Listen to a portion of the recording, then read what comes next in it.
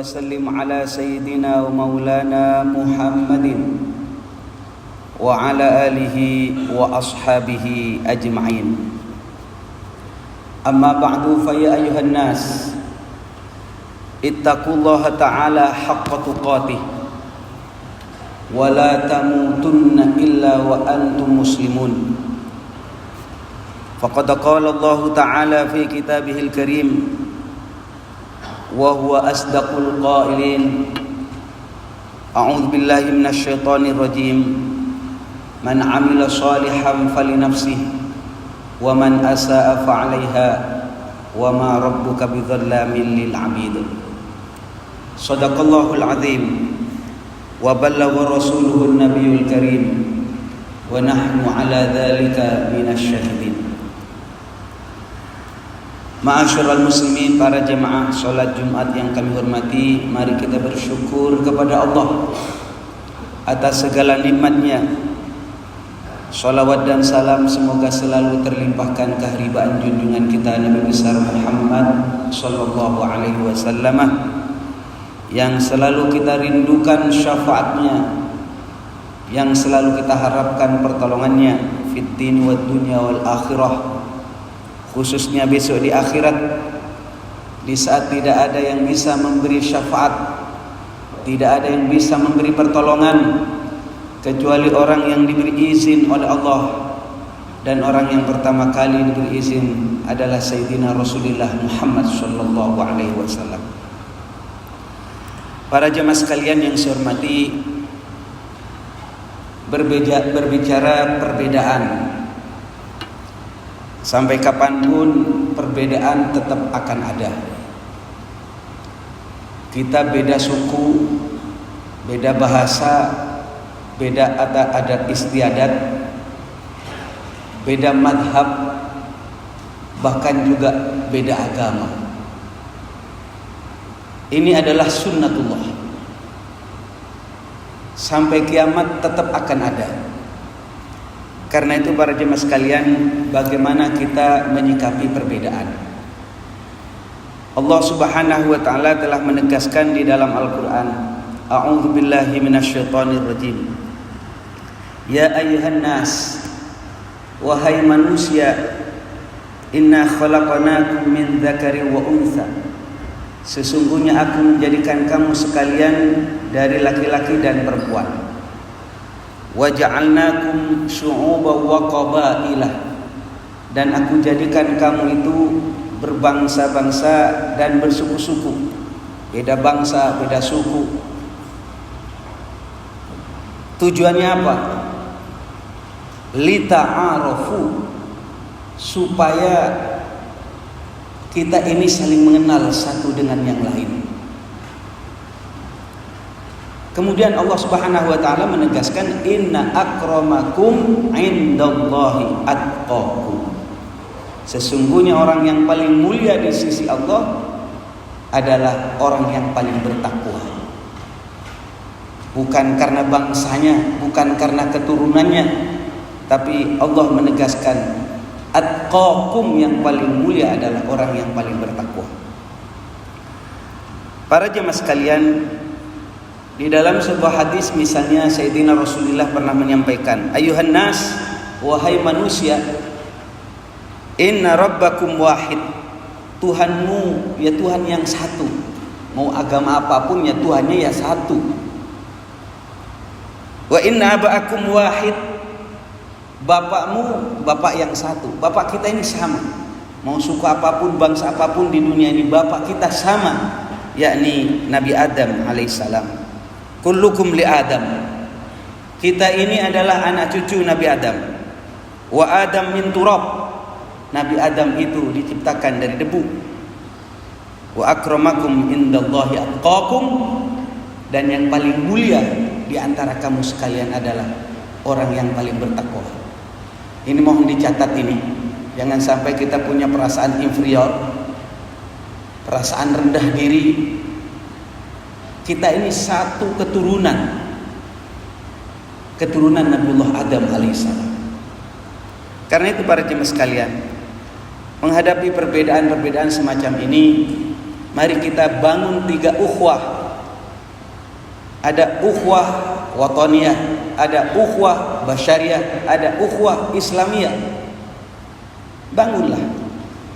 Misalnya kita tidak seagama, tanamkan ke dalam hati kita, oh dia itu adalah manusia. Bangun bahwasanya dia sama-sama keturunan Nabi Adam alaihissalam. Kita katakan ukhuwah basyariah. Mungkin ada lebih sempit lagi, karena kita di dalam satu bangsa yang sama, yakni di bawah bendera merah putih. Kita katakan dia adalah saudara kami, ukhuwah wataniyah, saudara satu bangsa. Dan yang perlu dipelihara lagi adalah ukhuwah islamiyah, saudara sesama Islam. Ini harus saya sampaikan, harus dirawat, harus dijaga. Jangan sampai gara-gara perbedaan madhab, mau kunut tidak kunut, maulid tidak maulid, kita ribut sesama Islam. Sedih saya melihatnya. Padahal itu sebuah perbedaan yang boleh berbeda. Ini sekedar catatan saja bahwasanya dalil di dalam Islam itu ada yang qat'i, ada yang pasti. Misalnya khamr itu haram, babi itu tidak boleh dimakan, qat'i itu pasti. Ada juga yang mayoritas daripada dalil di dalam Al-Quran itu adalah dhanni. Dhanni itu masih sangkaan saja. Maka kemudian kita harus paham kenapa kemudian di dalam Islam itu ada madhab, ada Syafi'i, Hambali, Hanafi, Maliki. Yang kemudian menjadi madhab mayoritas di Indonesia itu adalah Syafi'i. Harus paham ini perbedaan terjadi karena apa? Karena memang di dalam Al-Quran itu kita pahami ada dhanniyud dalalah.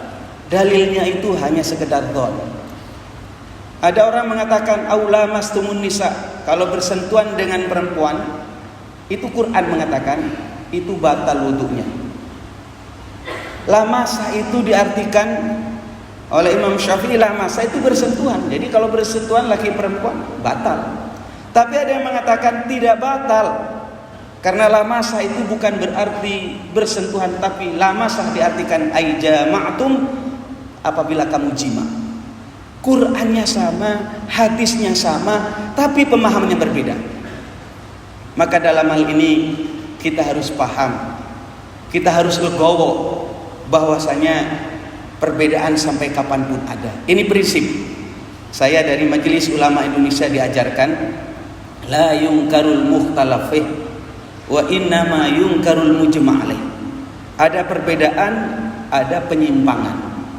Kalau perbedaan boleh berbeda, beda ormas, beda madhab, beda pilihan-pilihan pengajian, nggak apa-apa. La yungkaru, tidak usah diingkari, nggak usah dikomentari. Jangan ikut madhab usiliyun, usil, nggak usah, biarin aja masing-masing punya dasar. Tapi wa innama yungkarul mujma'alaih, baru kita tegas kalau menyangkut sesuatu yang disepakati oleh ulama. Misalnya sholat 5 waktu sepakat itu.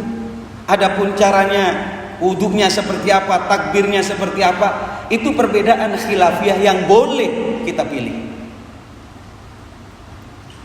Wa innama yungkarul mujma'alaih. Kalau menyangkut masalah mujma'alaih yang sudah disepakati oleh ulama, baru kita tegas.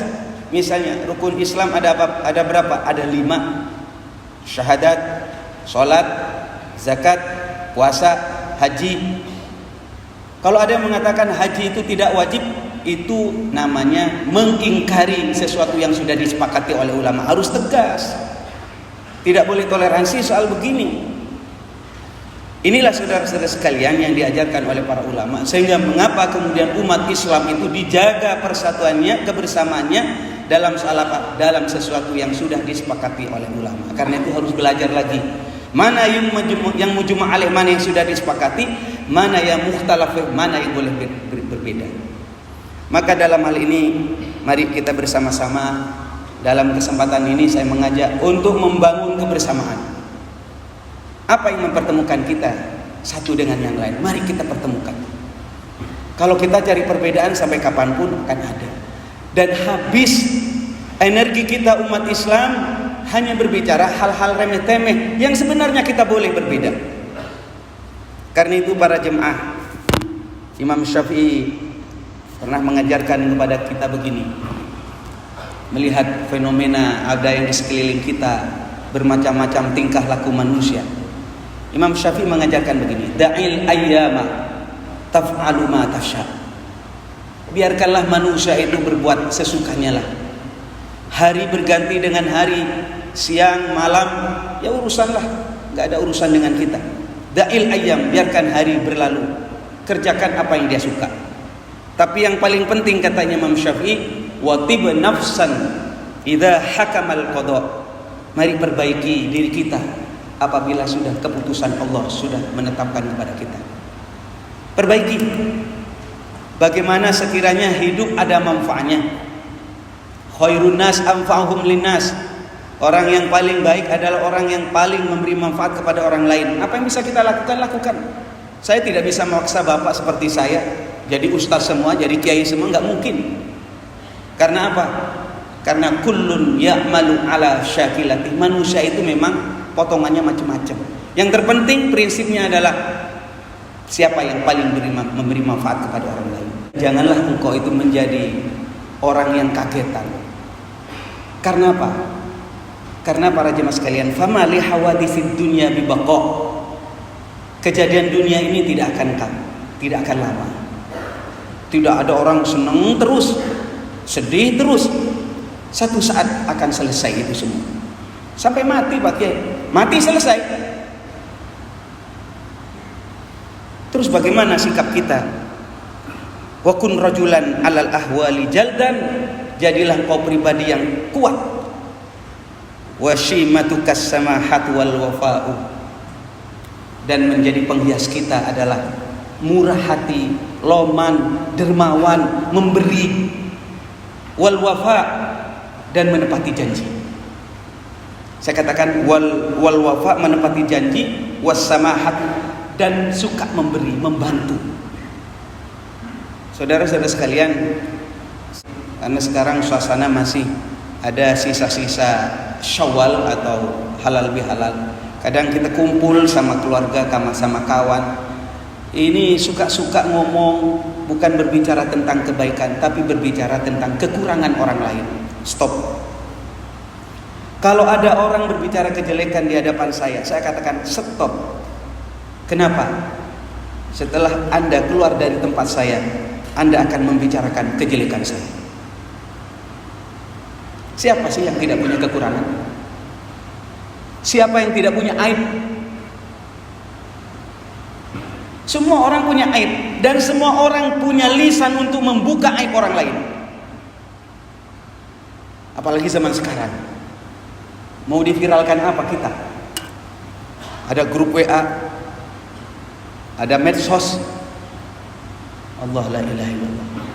Imam Syafi'i mengatakan begini, idza rumta an tahya saliman minal adha. Bila engkau ingin selamat, hidupmu nyaman, tenang, wa dinuka mawfurun wa irduka shayyinun, agamamu terjaga, harga dirimu terpelihara, maka lisanaka la tadhkur bihi auratan mri'in. Jangan sampai lisanmu ngomong kekurangan orang lain. Kenapa?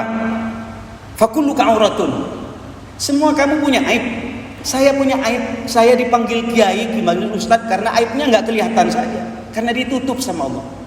Karena itu saya selalu doa dengan bapak doa, ya alimas sirri minna la tahdiki sitra anna wa afina wa'fu anna wa kullana haitsu kunna.